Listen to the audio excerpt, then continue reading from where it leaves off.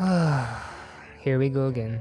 If you're anything like me and has been paying attention to the GPU market for the past month or two, you realize how disappointing the RTX 5000 series is. First of all, why are they still selling 8GB of VRAM? As a user myself that uses 8GB of VRAM, even I admit that it is not enough for some games from last year's or this year, and I'm just playing at 1080p. I bought this graphics card back in 2022. People said 8GB is enough. That aged like spoiled milk. And it's just like, why is this generation's RTX 5060 or even the 5060 Ti is not even on par with the RTX 3080, let alone with the RTX 4070 Super, and it has less VRAM. Look, here's the thing, okay? Average FPS may look fine, but the 1% lows are crap, which is an indicator of stuttering. The further it is from the average, the more dip in FPS will be noticeable. And just the whole thing with the RTX 5060s, tech reviewers, and how controlling they are with their drivers. Look, I have to admit, DLSS 4 is great. Like, you have to give credit where credit is due. But having to use multi-frame gen in benchmark to cover how disappointing the real performance is, that's not how you go, man. It is not acceptable. And when I do my research, again, I'm just looking at a bunch of Reddit, so take it with a grain of salt. But what I noticed is that people who are not complaining with multi-frame gen are 5080 and 5090 users. Of course they're not complaining, because their base frame rate is already good enough for a smooth experience that it allows them to fully utilize the monitor's refresh rate. And again, with their whole marketing of the 4090 performance in an RTX 5070 for $500. The RTX 5070 4090 performance at $549.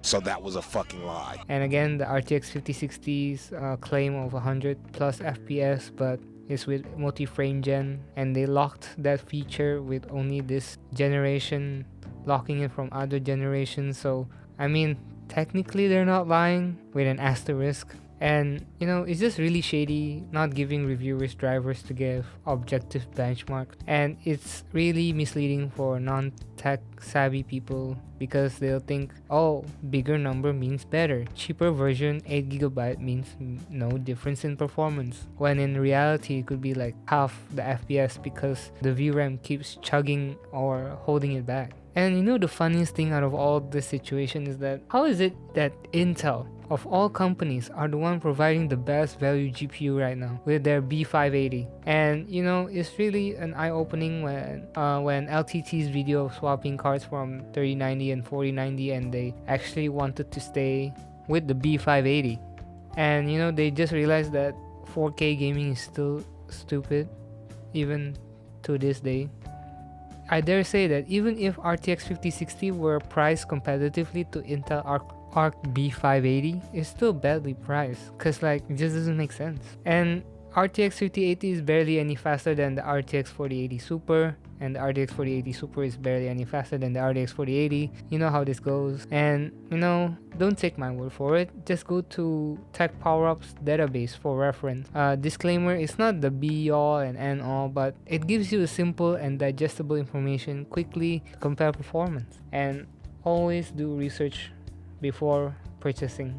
And it's just funny that seeing Americans complain that prices are not MSRP, and meanwhile the rest of the world is like, First time. because we never had MSRP prices. It's always been bullshit. Now, instead of just complaining, I actually do a bit of research that, why maybe it's not Nvidia's fault. Maybe.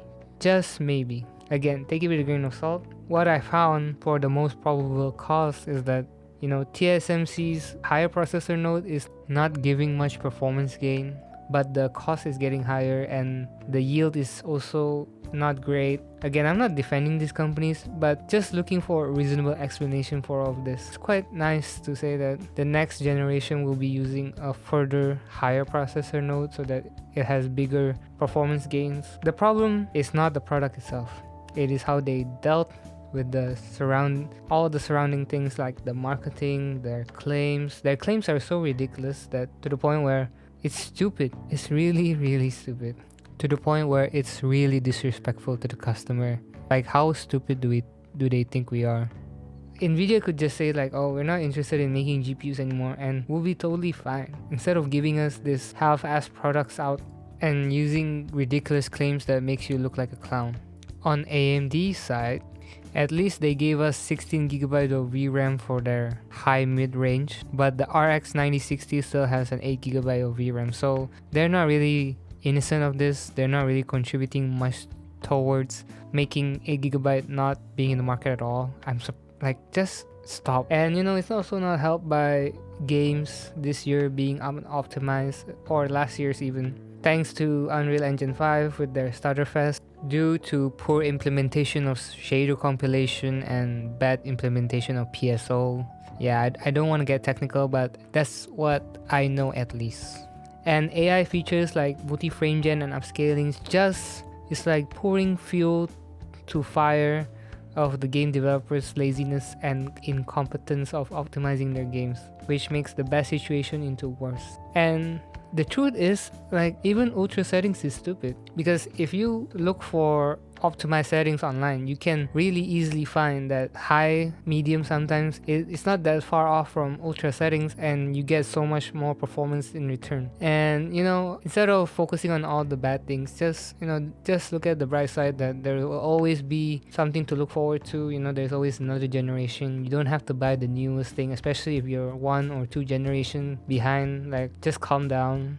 You're not missing anything, and just be patient and always do research and make sure that you get the most value out of your money. That's all we can do right now, because I've experienced this back in 2020 when the crypto boom was high and GPU prices are 3 times higher than the original price, which is so bullshit. You can always just focus on your backlog as well. Like, you don't have to keep buying the newest thing. And nowadays pre-ordering games and buying the new thing is more like beta testing, because like you will be the first to realize how bad the performance is. You'll be the first to encounter glitches and bugs. It's not really good for anyone. Like, it's always best to buy games like 6 months, a year from their release, and on the plus side, you get a discount as well while waiting for that graphics card that you've been wanting. You can always just do some self-reflection, like what type of games you want to play. Can said product play these games? Are you an esports? Are you a single player game type guy? Like, because there's so many factors to consider when buying. Like, if you're in esports, then you need to focus on CPU because you need higher FPS, lower latency, and you don't really care about graphics fidelity because you're trying to win. If you're a single player type guy, then you should invest more on the GPU, because the GPU will be the one aging way faster, because games now look so good that I think we've hit a plateau, honestly. Ray tracing is not getting any better anytime soon. Game developers are not optimizing ray tracing, and GPU manufacturers are not providing accessible and affordable performing GPUs that can do ray tracing. And even high ends are struggling. Like, it's not even worth the performance hit.